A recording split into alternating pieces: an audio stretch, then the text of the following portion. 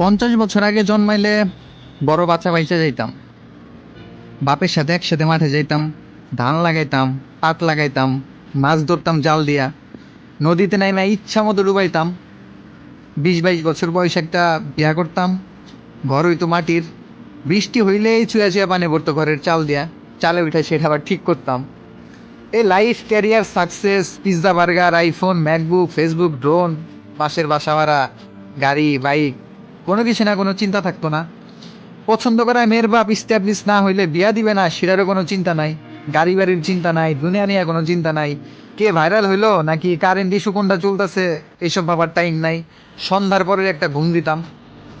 বাসা ভাড়া দেওয়ার কোনো প্যারা নাই, বাবা মারা ছাড়া একলা থাকুম দূরে থাকুম, এইসবের কোনো প্যারা নাই।